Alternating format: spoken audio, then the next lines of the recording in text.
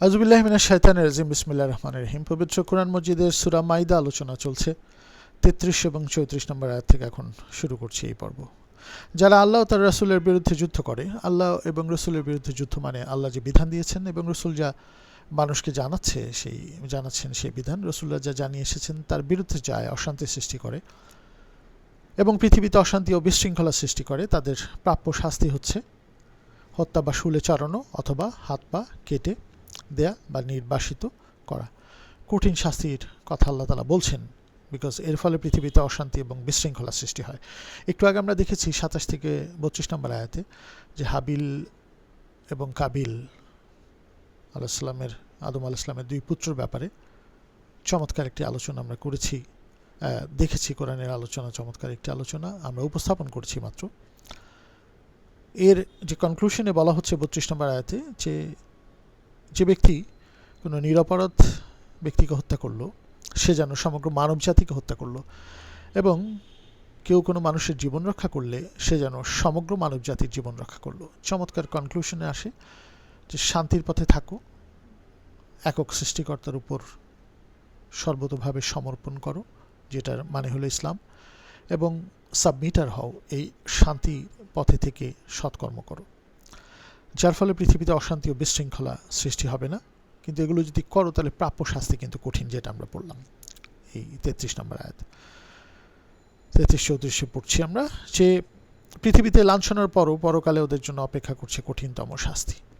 পৃথিবীতে তো লাঞ্ছনা হবেই, পরকালেও শাস্তি অপেক্ষা করছে। কাউকে কাউকে অবকাশ দেন, তাদের শাস্তি আবার যে কোনো সময় হতে পারে।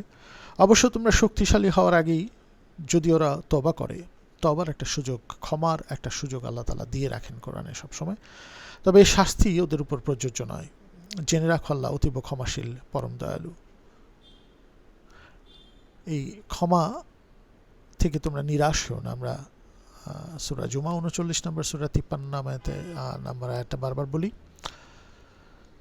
এই ব্যাপারগুলো আমাদের জানতে হবে, কিন্তু যেন পুনরাবৃত্তি না হয়, এই ব্যাপারটাও কোরআনে বলা আছে, বারবার যেন অন্যায় না হয়।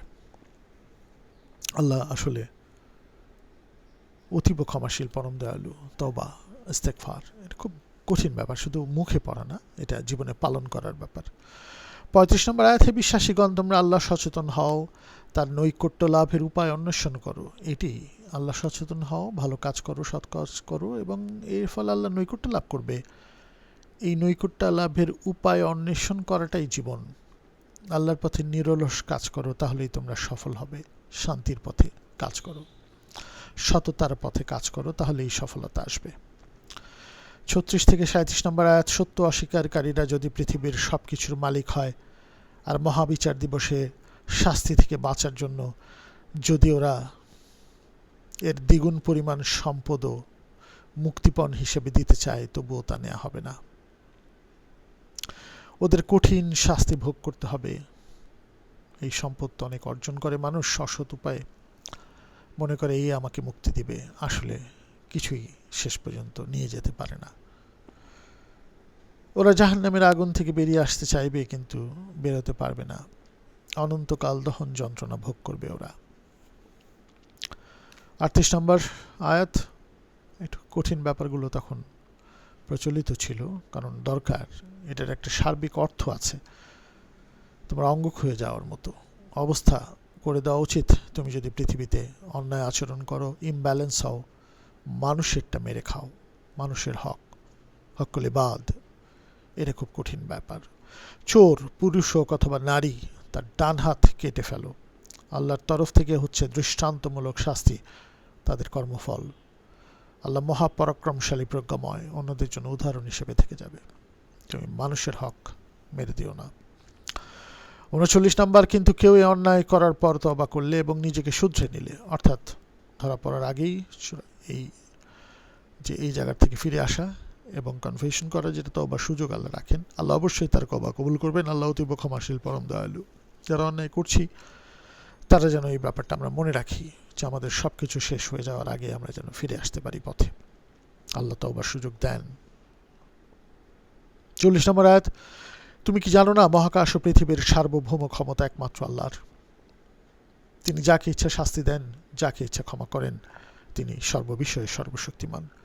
যাকে ইচ্ছা শাস্তি দেন, যাকে ইচ্ছা ক্ষমা করেন, যে কোনো মানুষের ব্যাপারে। এটা আল্লাহর ইখতিয়ার। 41 নম্বর আয়াত, হে নবী, যারা অবিবেচকের মতো সত্যকে অস্বীকার করে এবং যারা মুখে বলে আমরা বিশ্বাসী কিন্তু অন্তরে বিশ্বাস নেই, সেই মুনাফিক, তাদের জন্য দুঃখ করো না। আর সেই ইহুদিদের জন্য দুঃখ করো না যারা এমন সম্প্রদায়ের পক্ষে গুপ্তচর বৃত্তিতে লিপ্ত, যারা তোমার কাছে আসেনি, বরং আল্লাহর কালামের বিকৃত অর্থ করে বলেছে। তোমাদের এরূপ বিধান দিলে গ্রহণ করবে আর না দিলে বর্জন করবে।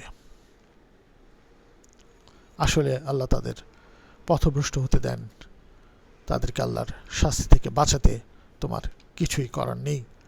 ওদের অন্তরকে শুদ্ধ করার কোনো অভিপ্রায় আল্লাহর নেই। যারা ভুল পথে যাচ্ছে তাদেরকে তো বিধান দিচ্ছি, দেয়া হচ্ছে, তোমাকে বলেছি শেখাতে, তারপরে যদি চলে যায় আর কিছু করার নেই। তারা মিথ্যাচারে অভ্যস্ত হয়ে যায়, ওদের জন্য দুনিয়ায় রয়েছে লাঞ্ছনা, অপমান, আর আখেরাতে কঠিন শাস্তি।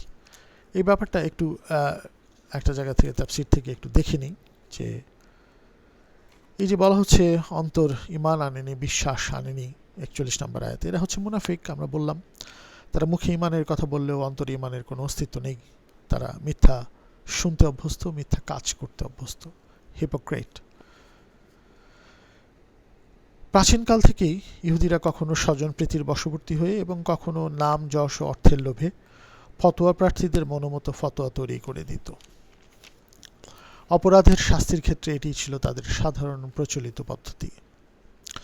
কোনো ধনী ব্যক্তি অপরাধ করলে তারা তাওরাতের গুরুতর শাস্তিকে লঘু শাস্তিতে পরিবর্তন করে দিত, ধনীদের জন্য পরিবর্তন করে দিত। রাসূলুল্লাহ সাল্লাল্লাহু আলাইহি ওয়াসাল্লাম যখন মদিনায় হিজরত করলেন এবং ইসলামের অভূতপূর্ব সুন্দর ব্যবস্থা ইহুদিদের সামনে এলো, তখন তারা একে একটি সুযোগ হিসেবে ব্যবহার করতে চাইল। ইসলামের ব্যবস্থাটা কি আসলে?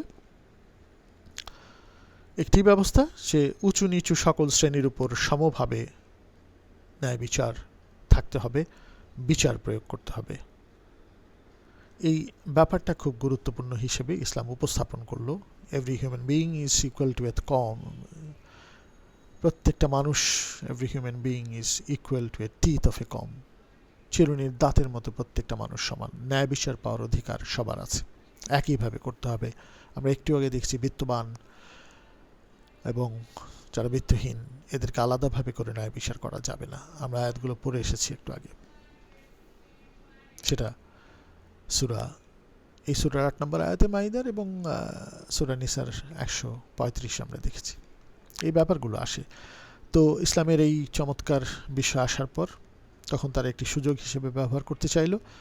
যেসব ইহুদি তাওরাতের কঠোর শাস্তিসমূহকে পরিবর্তন করে সহজ করে নিত, তারা এই জাতীয় মোকদ্দমায় রাসূলুল্লাহ সাল্লাল্লাহু আলাইহি ওয়াসাল্লামকে বিচারক নিযুক্ত করতে প্রয়াস পেত, যাতে একদিকে ইসলামের সহজ নিয়ম, নরম বিধি বিধান দ্বারা উপকৃত হওয়া যায়, অন্যদিকে তাওরাত পরিবর্তন করার অপরাধ থেকে অব্যাহতি পাওয়া যায়। কিন্তু এ ব্যাপারেও তারা একটি দুষ্কৃতির আশ্রয় নিত। নিয়মিত বিচারক নিযুক্ত করার পূর্বে কোনো না কোনো পন্থায় মোকদ্দমার রায় ফতোয়া হিসেবে জেনে নিতে চাইত। উদ্দেশ্য, এ রায় তাদের আকাঙ্ক্ষিত রায়ের অনুরূপ হলে বিচারক নিযুক্ত করবে, অন্যথায় নয়। এসব কিছুই তাদের অন্তরের কলুষতা প্রমাণ করত। এই ব্যাপারটা এখানে তাফসীর হিসেবে এক জায়গায় পেলাম, একটু নোট হিসেবে এখানে রাখা হলো 41 নম্বর আয়াতের। এরপরে আমরা চলে যাচ্ছি 42 নম্বর আয়াত। হে নবী, ওরা মিথ্যাচারে অভ্যস্ত এবং হারাম মাল ভক্ষণে আসক্ত। মিথ্যাচারে অভ্যস্ত হয়ে গেছে, হারাম মাল, অন্যায় মাল তারা অর্জন করছে, জানে না একদিন এগুলি সব ছেড়ে যেতে হবে। এবং এই হারাম দ্রব্য তারা মানুষেরটাই তো কেড়ে নিচ্ছে, মানুষের হক নষ্ট করছে। এই জন্যই তো আল্লাহ কঠিন শাস্তির কথাগুলো বলছেন। আমরা হয়তো ভাবি এত কঠিন কেন? কঠিন শাস্তি এই জন্যই উদাহরণ হিসেবে দিচ্ছেন যে একটা পৃথিবীতে ইমব্যালেন্স সৃষ্টি হয়ে যায়, অন্যায় ন্যায় বিচার থেকে মানুষ বৃহৎ দূরে সরে যায়, বেশিরভাগ মানুষ কষ্টে পড়ে যায়, কিন্তু এই সম্পদ তো ফেলে যেতে হবে। তাই মিথ্যায় অভ্যস্ত হয়ে যারা এগুলো করছে, মাল ভক্ষণ করছে, আসক্ত হয়ে যাচ্ছে হারামে। ওরা তোমার কাছে বিচারের জন্য এলে, ওই যে একটু আগে বললাম, তুমি ইচ্ছা করলে বিচার করতে পারো বা উপেক্ষাও করতে পারো দেখে শুনে। তুমি ওদের উপেক্ষা করলেও ওরা তোমার কোনো ক্ষতি করতে পারবে না। তবে যদি বিচার করো তাহলে ইনসাফ অর্থাৎ ন্যায় বিচার করবে। নবীজিকে আল্লাহ ইনস্ট্রাকশন, কোনোভাবেই ন্যায় বিচার থেকে যেন দূরে সরে না যান কেউ। আল্লাহ সুবিচারকারীদের ভালোবাসেন। কি চমৎকার এক একটা আয়াতের নীতিগত শিক্ষা। 43 নম্বর আয়াত, ওরা কেমন করে তোমার উপর বিচারের ভার দেবে? ওদের আচরণ পরস্পর বিরোধী, তুমি তো ন্যায় বিচার করবে, ওরা বিচারের ভার দেবে না আলটিমেটলি। আমরা দেখলাম তাফসীরটায় ওরা তোমার উপর বিচারের ভার দেয়, আবার তোমার রায় থেকে মুখ ফিরিয়ে নেয়। যখন রায়টা সত্য হয় ওদের বিরুদ্ধে যায়, তোমরা তো সত্য রায়ই সবসময় দিবে, যেটা পক্ষে যায় ওখানে ঠিক থাকে, যেটা বিরুদ্ধে যায় ওখান থেকে মুখ ফিরিয়ে নেয়। অথচ ওদেরকে দেয়া তাওরাতেই আল্লাহর বিধান লিখিত রয়েছে, তাওরাতেই কিন্তু সত্যিকারের ন্যায় বিচারের কথা ছিল, তারা ভুলে গেছে, মুছে ফেলেছে। ওরা সত্যিকারের বিশ্বাসী নয়, তাই তাওরাতও ওরা ঠিক মতো মানেনি, কোরআনও মানছে না, তোমার ন্যায় বিচারকে সর্বক্ষেত্রে মেনেও নিচ্ছে না, যেটা ওদের বিরুদ্ধে যাচ্ছে। আমরা এখান থেকে নিজের জন্য এবং অন্যের জন্য ন্যায় বিচারের জন্য শিক্ষা গ্রহণ করব। জাযাকাল্লাহু খাইরান। আসসালামু আলাইকুম ওয়া রাহমাতুল্লাহি ওয়া বারাকাতুহু।